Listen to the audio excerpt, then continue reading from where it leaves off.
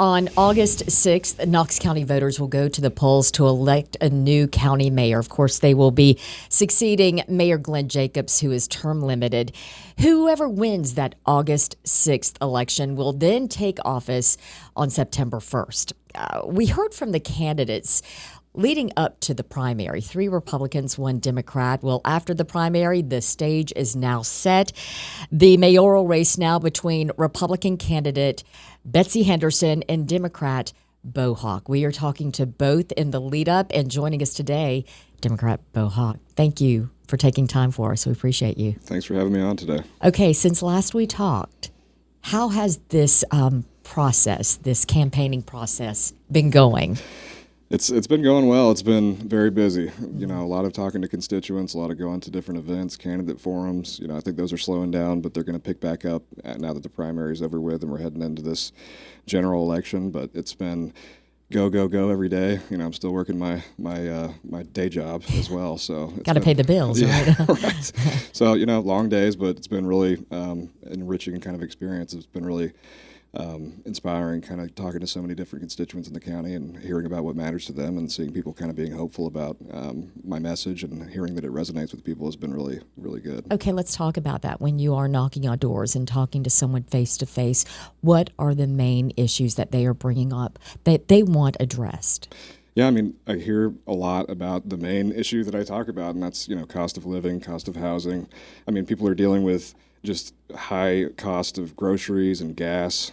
So it's really getting just to the point where people are finding it a challenge to make ends meet in this economy. So, and that's both sides of the equation. I mean, it comes to stagnant wages as well, but I hear about all these kind of things, and I hear a lot about, obviously, problems with infrastructure, you know, issues with the different kinds of development. Everybody's got a different take on it depending where you go in the county, but those are big issues for folks. You know, the traffic that people are dealing with, the condition of the roads, but that's what I hear the most about. Yeah, so you're hearing it. And if you are elected Knox County Mayor, how do you address, let's start with the roads, because the county has a lot of roads to tend to.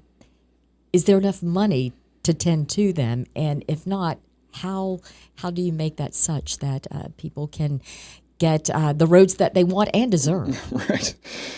Yeah, so I think that it's obviously, that's the main thing that I think that the candidates are going to be trying to address. I mean, we've been talking about infrastructure more than anything in some cases, I think, but really leaning on public-private partnership, kind of what I was talking about last time I was on, and just working with the business community to try to, you know, invest in our infrastructure and finding different kind of ways to build that out without leaning on tax increases and things like that, because, you know, as I was saying last time I was on here as well, I think that that's just not a realistic option right now based on what I'm hearing from people and my own experience as a renter and a working class person here in town and in the county. It's just not going to be helpful for people when they're already putting, you know, they're paying $100 at the gas pump when they go and fill up. So really just trying to, you know, ensure that we're prioritizing and incentivizing developers to build in a way that's responsible to the community where the infrastructure is already in place to support it, and doing things like that to make sure that we're kind of hitting it one piece at a time and setting those priorities in the budget, you know, when we're able to set the new one. Do you feel there is an appetite between that public-private partnership out there that the businesses will want to partner to make this good for them, but also good for the people?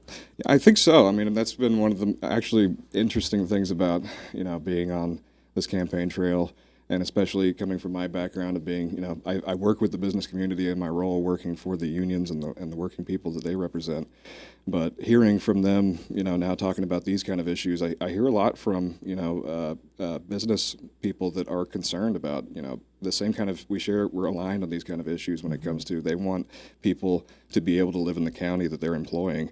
You know, if somebody's building $1 million homes, they still need the people that are building those homes to be able to, they might not be buying those same ones they're building, but they need something to live in that they can afford and raise a family in so that they can continue to, you know, work and contribute and really to be able to continue to grow our tax base instead of pushing people out. Let's get back to what you were mentioning too, taxes, and you have said, and you did say that right now is not the time. People are struggling. in the county, in the country. Raising taxes would never be our first choice. The Republican candidate who you will face, Betsy Henderson, has also pledged not to raise taxes. I don't want to put that in your mouth that you haven't pledged, but are you pledging not to raise taxes? Let me go ahead and just ask that. The thing about pledging is that, I'm trying to be, and this is not a comment on my opponent's position, but just speaking for myself, with that not exactly being an issue that's entirely up to the county mayor. Right. I don't want to go out there and tell people it's never going to happen, because it's going to be up to the county commission ultimately. So as county mayor, I will be trying to lead and set a priority that we should not be raising taxes, and I would want to work with the commission to try to achieve that agenda and get results for people in the county. But yeah, I have not made a pledge. What about lowering taxes? Because Betsy Henderson today online posted that she is and wants to lower property taxes. Is that feasible, do you think? I don't really know what the proposed alternative is for solving the revenue issues with the county that comes with that. So I haven't heard that position, but yeah, I think as it's been explained to me, oftentimes municipal governments are like homes. You have a limited budget and things are going up there as far as cost. So there is that. How do you balance it out? Right. Well, and that is something that, the reason why I really prioritize, leaning on partnership with the business community rather than, this is the question right here, is I think the main point of contrast is when it comes to having a committee going and looking at the budget and making cuts, I really think it's critical to ask what cuts are being made and where, because when I look at that budget, I don't think Mayor Jacobs has led a wasteful budget, or I don't see major inefficiencies. There's like small little things that you might want to tweak based on the priorities that you have as mayor, but I don't think that they're the kind of things that you could just make sweeping cuts without harming this community. When it comes to law enforcement, education, public libraries, anything like that, you're not going to be able to. I don't think lower taxes and make any kind of cuts that will not have drastic consequences for people in the county. If memory serves me correct, he's used the word lean when it comes to his budget. Yes. Yeah.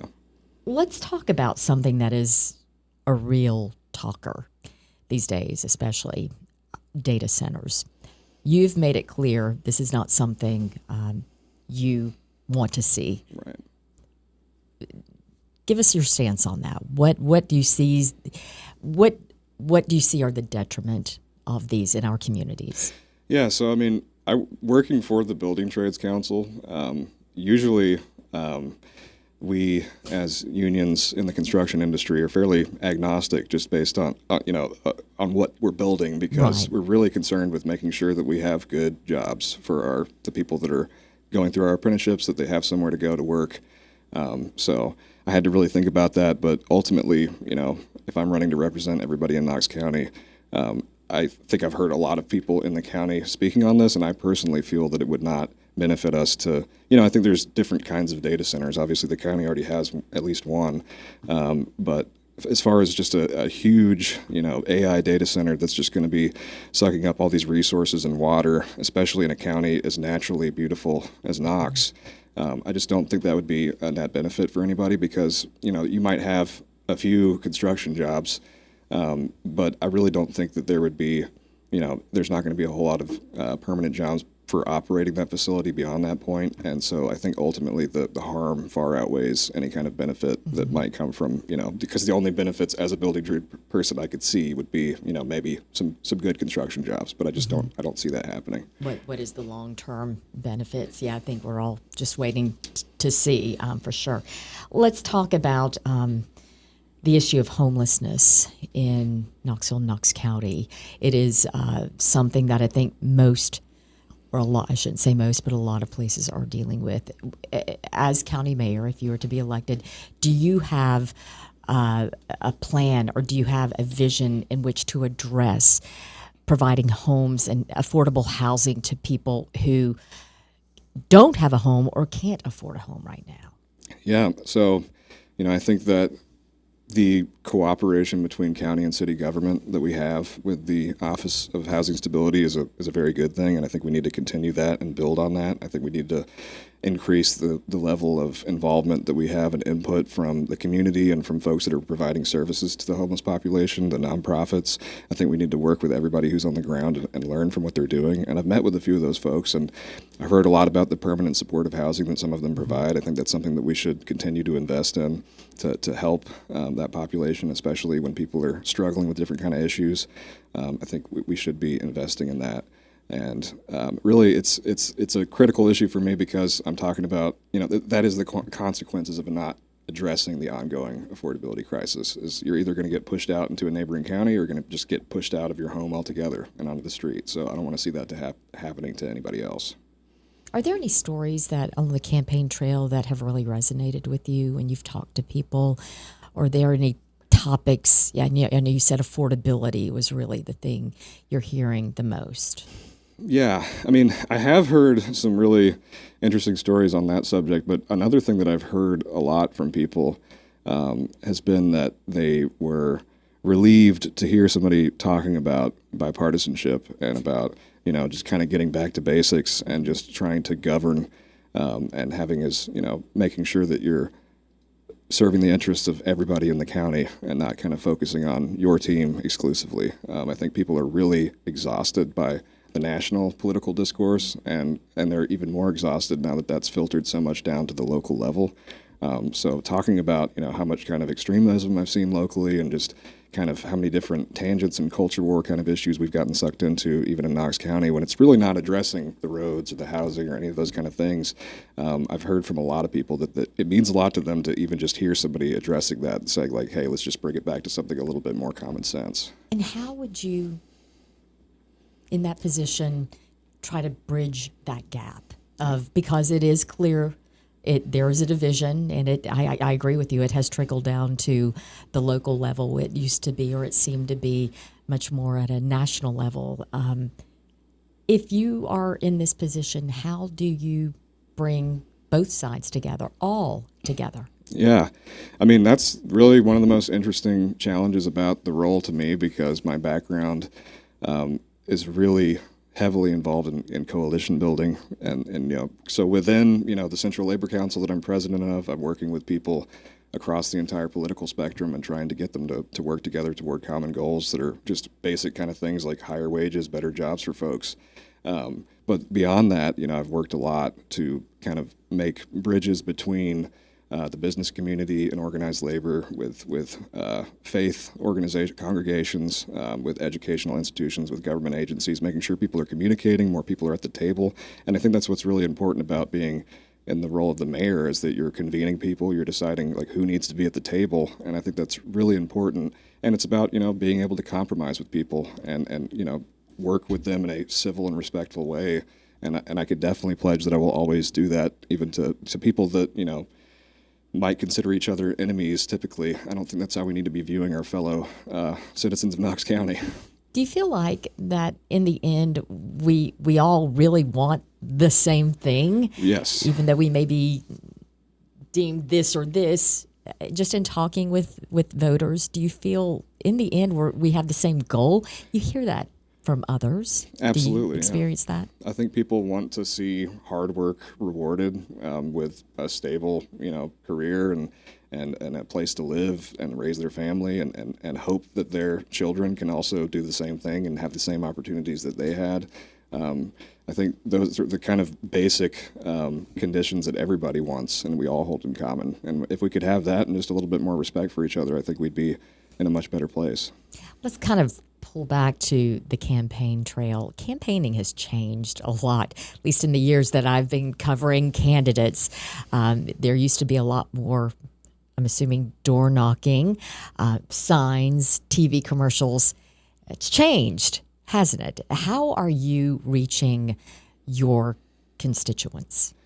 Yeah, so we will be doing more of the traditional kind of paid media, TV and things like that, and definitely have the yard signs out there. Oh yeah. But especially from the early phase of the campaign, we've leaned heavily on social media because it's very cost effective, and we've really reached a lot of young people that are not typically, as activated politically, that been, for good reason, I think, been cynical or apathetic about the, participating in the political process. And I think 80% of my following online is people under the age of 35.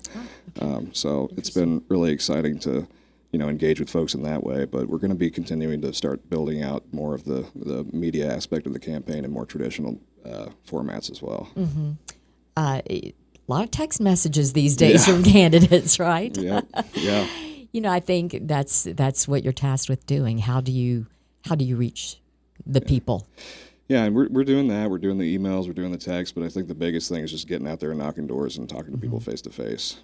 We're doing phone banking as well, but that's the best part of all of this. I think is just getting to go and talk to people and hear what the issues are that they're dealing with. And you make the point, young people, that you're seeing.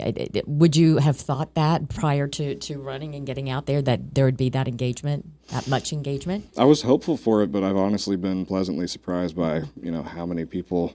For example, my campaign kickoff was, I think, one of the biggest county level Democratic campaign kickoffs in recent memory, and the crowd was was out the door at one point, but it was more diverse, more young people, and more just new faces, people that don't typically participate in politics locally that were at that kickoff, and I want to kind of continue to build that energy and see more of it as we get further into the general election. Well, we hope to continue this discussion. We hope you'll be able to come back prior to the general election in August. But we appreciate you being here right now and bringing us up to date on your campaign. Beau Hawk, thank you. Thank you.